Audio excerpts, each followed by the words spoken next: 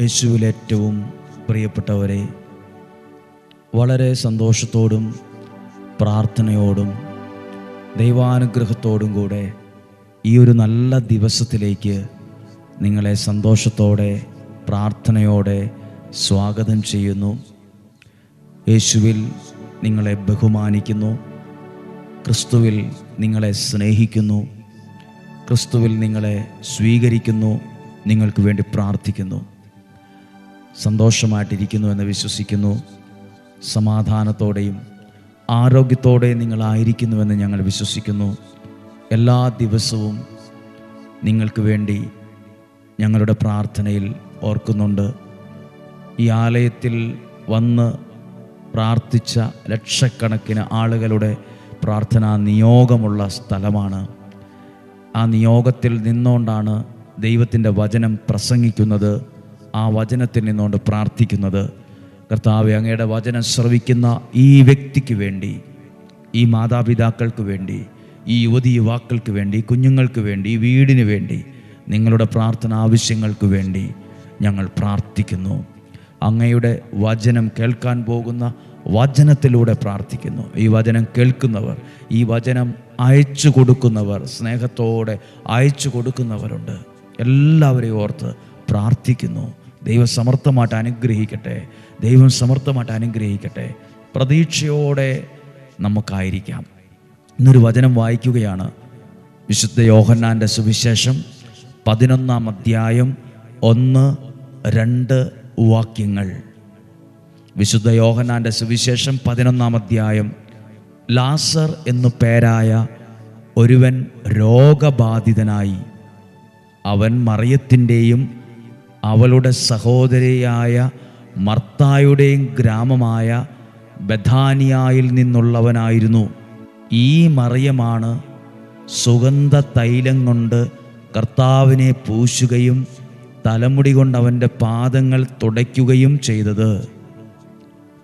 കൃത്യം എഴുതിയിരിക്കുവാണ്. ലാസർ എന്നൊരാൾ മരിച്ചു. മറിയത്തിൻ്റെ സഹോദരനാണ് മരിച്ചത്. ഈ മറിയം ആരായിരുന്നു? യേശുവിൻ്റെ കാൽപാദത്തിൽ സുഗന്ധ തൈലം കൊണ്ട് കർത്താവിനെ പൂശുകയും തൻ്റെ തലമുടി കൊണ്ട് അവളുടെ പാദങ്ങൾ തുടയ്ക്കുകയും ചെയ്തത്. ആ കുടുംബത്തിനാണ് ഒരു വിഷമം ഉണ്ടായത്, ആ കുടുംബത്തിലാണ് ഒരു വേദന ഉണ്ടായത്, ആ കുടുംബത്തിൽ ആ ഒരു പ്രതിസന്ധി ഉണ്ടായത്. പ്രിയപ്പെട്ടവരെ, ആരും ഇടപെട്ടില്ലേലും ദൈവത്തിന് വേണ്ടി എന്തെങ്കിലുമൊക്കെ ചെയ്ത ആളാണോ, ദൈവത്തിന് വേണ്ടി നിലകൊണ്ട ആളാണോ, ദൈവനാമ മഹത്വത്തിന് വേണ്ടി പ്രവർത്തിക്കുന്ന ഒരാളാണോ, ദൈവം നിന്നെ മറക്കില്ല. ദൈവം നിന്നെ മറക്കില്ല എന്ന് മാത്രമല്ല, ദൈവം നിന്റെ കാര്യത്തിൽ ഇടപെട്ട് നീ പോലും ചിന്തിക്കാത്ത വലിയ അത്ഭുതങ്ങൾ നിനക്ക് വേണ്ടി ദൈവം ചെയ്യും. എഴുതിയിട്ടുണ്ട്, ഈ മറിയമാണ് സുഗന്ധതൈലം പൂശിയത്, തലമുടി കൊണ്ട് തുടച്ചത്. ഈ വ്യക്തിയുടെ വീട്ടിൽ അവർ ആവശ്യം വന്നേ. എന്താ അവിടെ നടന്നെന്ന് എഴുതിയിട്ടുണ്ട്. വിശുദ്ധ ഗ്രന്ഥത്തിൽ 11-ാം അധ്യായം 38 മുതലുള്ള വാക്യത്തിൽ കണ്ടിട്ടുണ്ട്. വിശ്വസിച്ചാൽ ദൈവമഹത്വം കാണും എന്ന് അവരോട് യേശു പറഞ്ഞു. ലാസറെ എന്ന് വിളിച്ചു. അവൻ ആരോഗ്യത്തോടെ ഉയർത്തെഴുന്നേറ്റു. ദൈവം ആ കുടുംബത്തിന് വേണ്ടി ഇടപെട്ടു. ഒരത്ഭുതത്തെ ദൈവം ചെയ്തു കൊടുത്തു. പ്രിയപ്പെട്ടവരെ, നമ്മൾ ചിന്തിക്കും നമ്മൾ ദൈവത്തിന് വേണ്ടി ചെയ്യുന്ന കാര്യം ദൈവം മറക്കുമെന്ന്. നമ്മൾ നിസ്സാരമായൊരു കാര്യമായിരിക്കും ചെയ്തത്. അന്ന് അങ്ങനെയൊക്കെ ചെയ്തപ്പോൾ, മറിയം ചെയ്തപ്പോൾ എത്രയോ പേര് വിമർശിച്ചു കാണും. എന്തുവാ ഇവളി ചെയ്യുന്നത്, ഇവർക്ക് എന്തെങ്കിലും കുഴപ്പമുണ്ടോ? നമ്മളും ദൈവത്തിന് വേണ്ടി നിൽക്കുമ്പോൾ, ഒരാൾക്ക് പ്രാർത്ഥന പറഞ്ഞു കൊടുക്കുമ്പോൾ, ദൈവത്തിന് വേണ്ടി നമ്മൾ ഒരാളെ നേടാൻ പരിശ്രമിക്കുമ്പോൾ പലരും നമ്മളെ വിമർശിക്കും, കളിയാക്കും, ഒറ്റപ്പെടുത്തുകയൊക്കെ ചെയ്തെന്നിരിക്കും. ഒന്നും വേണ്ട. ദിവസവും കേൾക്കുന്ന വചനങ്ങൾ നമ്മുടെ ഫോണിലൂടെ, നമ്മുടെ സിസ്റ്റത്തിലൂടെ എത്രയോ പേർക്ക് ഗ്രൂപ്പുകളിൽ അയച്ചു കൊടുക്കുന്നു. നമ്മൾ വിചാരിക്കും ഇതിനൊന്നും ഒരു വിലയില്ലെന്ന്. ദൈവരാജ്യ ദൈവനാമ മഹത്വത്തിനായി നമ്മൾ ചെയ്യുന്നൊരു കുഞ്ഞു കാര്യത്തിന് പോലും അത്ഭുതകരമായ പ്രതിഫലമുണ്ട്. നാളുകളിൽ നമ്മുടെ ജീവിതത്തിൽ ഒരു ആവശ്യം വരികയാണെന്നിരിക്കട്ടെ, ഒരു പ്രതിസന്ധി വന്നോന്നിരിക്കട്ടെ, ഒരു അപകടം വെളിപ്പെട്ടു വന്നിരിക്കട്ടെ, സാരമില്ല. ആരെക്കാൾ വേഗത്തിൽ ദൈവത്തിന് വേണ്ടി നിന്നവനെ ദൈവം മറക്കില്ല. ദൈവത്തിന് വേണ്ടി നിന്നവനെ ദൈവം ഉപേക്ഷിക്കുകയില്ല. ദൈവം അവൻ്റെ ജീവിതത്തിൽ ഇടപെടും. അവൻ്റെ ജീവിതത്തിലേക്ക്, അവൻ്റെ ഭവനത്തിൽ ദൈവം വരും. ഹല്ലേലൂയ. അതാണ് ഞാൻ കണ്ട ഒരു അത്ഭുതം അതിനകത്ത്. ദൈവത്തിനു വേണ്ടി നിന്ന ആ സഹോദരിയുടെ ആ പ്രവൃത്തിയെ മനുഷ്യൻ വിമർശിച്ചാലും ദൈവം അതിനെ മറന്നില്ല. നമ്മൾ ദൈവത്തിന് വേണ്ടി ചെയ്യുന്ന കാര്യങ്ങൾ ദൈവം അത് വലിയ കാര്യമായിട്ടാണ് പരിഗണിക്കുന്നത്. ചെറിയ ഒരു പൊട്ടപ്പരിപാടിയായിട്ടല്ല, വലിയ കാര്യമായിട്ടാണ് ദൈവം അതിനെ പരിഗണിക്കുന്നത്. നമ്മൾ പ്രാർത്ഥിക്കുന്നു, ദൈവവചനം കേൾക്കുന്നു, എഴുതി വയ്ക്കുന്നു, ചില ആളുകളോടത് പറയുന്നു, ആ വചനത്തെക്കുറിച്ച് സംസാരിക്കുന്നു. നമ്മുടെ വീട്ടിൽ ദൈവനാമ മഹത്വം സംഭവിക്കുന്നു, ദൈവത്തെ നമ്മൾ മഹത്വപ്പെടുത്തുന്നു. ദൈവവചനം എല്ലായിടത്തേക്കും നമ്മൾ എത്തിക്കാൻ നമ്മുടെ കരം, നമ്മുടെ വാക്കുകൾ, നമ്മുടെ ജീവിതം നമ്മൾ പ്രയോജനപ്പെടുത്തുന്നു. ദൈവം നിന്നെ മറക്കില്ല, ദൈവം നിന്നെ മറക്കില്ല. ആ വ്യക്തിയുടെ ജീവിതത്തിൽ, കുടുംബത്തിൽ യേശു ഇടപെട്ട് പ്രതീക്ഷിക്കാത്ത, വിചാരിക്കാത്ത വലിയൊരു അത്ഭുതം സംഭവിച്ചെങ്കിൽ നിനക്ക് വേണ്ടി ദൈവം വലിയൊരു അത്ഭുതത്തെ ചെയ്തിരിക്കും. നിനക്ക് വേണ്ടി ദൈവം ചില അടയാളങ്ങൾ ചെയ്തിരിക്കും. നിനക്ക് വേണ്ടി ദൈവം ചില വഴികളെ തുറന്നിരിക്കും. ഹല്ലേലൂയ. നമ്മൾ ചിലപ്പോൾ ചിന്തിക്കും, ഇനി ജീവിച്ചിട്ട് കാര്യമില്ല, എല്ലാം കൈവിട്ടുപോയി. ലാസർ മരിച്ചു, 2-3 ദിവസമൊക്കെ കഴിഞ്ഞു, എല്ലാം കൈവിട്ടുപോയി. മെഡിക്കൽ സയൻസ് കൈവിട്ടു, ഡോക്ടർമാർ കൈവിട്ടു, എല്ലാവരും കൈവിട്ടു, എല്ലാ ബുദ്ധിയുള്ളവരും കൈവിട്ടു, എല്ലാവരും കൈവിട്ടു. ഇനി ഒരിക്കലും ഒരു തിരിച്ചു വരവ് ഉണ്ടാകത്തില്ല. മരിച്ച് ഇത്രയും ദിവസമായില്ലേ? രോഗമായിരുന്നപ്പോൾ വന്നുകൂടായിരുന്നോ? മരിക്കുന്നതിന് 1 മിനിറ്റ് മുമ്പ് വന്നുകൂടായിരുന്നോ? ഇനി വന്നിട്ട് എന്ത് കാര്യം നടക്കാനാണ്? മരിച്ചു, ശരീരം ചെയ്യാൻ തുടങ്ങി, അഴുകാൻ തുടങ്ങി, പുഴു പിടിക്കാൻ തുടങ്ങി, അസ്ഥിയിൽ നിന്ന് മാംസം വിട്ടുപോകാൻ തുടങ്ങി. ഇനിയൊരു തിരിച്ചുവരവ് അസാധ്യം. ബുദ്ധി കൊണ്ട് നമ്മൾ ചിന്തിക്കുമ്പോൾ ഇനി ആ കാര്യം നടക്കുമോ, ഇനി ശരിയാകുമോ? എനിക്ക് തോന്നുന്നില്ല നടക്കുമെന്ന്. നമ്മുടെ ബുദ്ധി നമ്മളോട് അങ്ങനെയൊക്കെ പറയുമ്പോഴും സ്വർഗത്തിലെ ദൈവം എൻ്റെ ജീവിതത്തിൽ ചെയ്യാൻ ഒരു അത്ഭുതത്തെ മാറ്റിവെച്ചിട്ടുണ്ട്. സ്വർഗത്തിലെ ദൈവം നിനക്ക് വേണ്ടി ചെയ്യാൻ ചില അത്ഭുതങ്ങൾ മാറ്റിവെച്ചിട്ടുണ്ട്. ദൈവം നിൻ്റെ ജീവിതത്തിൽ ഒരു തിരിച്ചുവരവ് കൊണ്ടുവരും. ഒരു ഉയർത്തെഴുന്നേൽപ്പ് സംഭവിക്കും. ഒരു പുതുജീവൻ നിന്നിൽ വരും. ഒരു പുതിയ തുടക്കം നിനക്കുണ്ടാകും.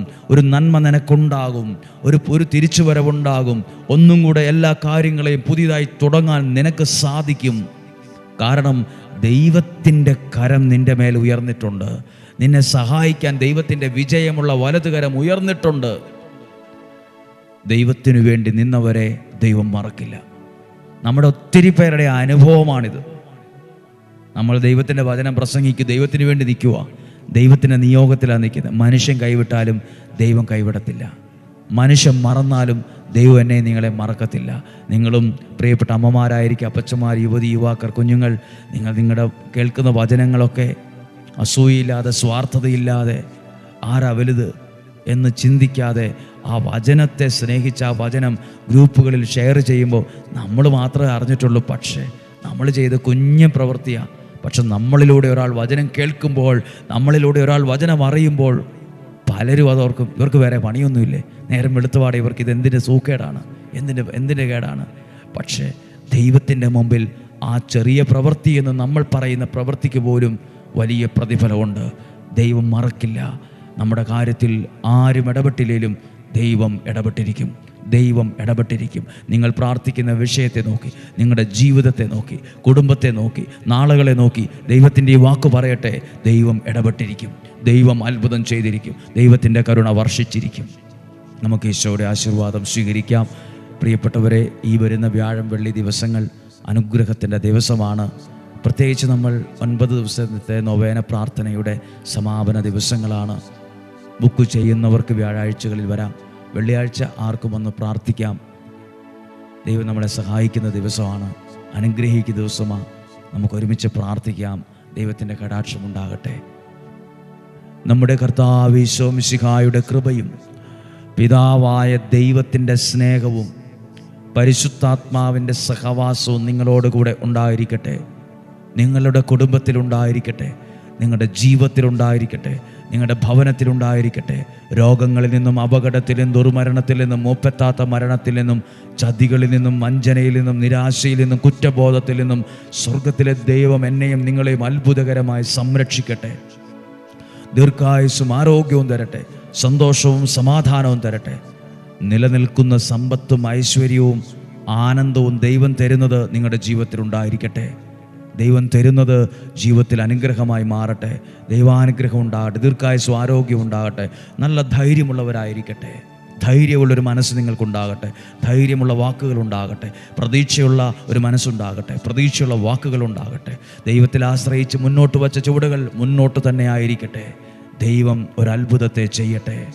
ഈശോയുടെ നാമത്തിൽ അനുഗ്രഹിച്ചേൽപ്പിച്ച് പ്രാർത്ഥിക്കുന്നു, ഇപ്പോഴും എപ്പോഴും എന്നേക്കും. ആമേൻ. ദൈവം അനുഗ്രഹിക്കട്ടെ. ദൈവത്തിൻ്റെ സഹായം കൂടെ ഉണ്ടാകട്ടെ. നല്ലൊരു ദിവസം ദൈവം ഓരോരുത്തർക്ക് നൽകട്ടെ. സാധ്യമായവർക്ക് അയച്ചു കൊടുക്കുക. നാളെയും 5:30 നമുക്ക് ഒരുമിച്ച് കാണാം, ഒരുമിച്ച് പ്രാർത്ഥിക്കാം. ദൈവം നമ്മെ ഉള്ളം കയ്യിൽ സൂക്ഷിക്കുന്നു. ആമേൻ.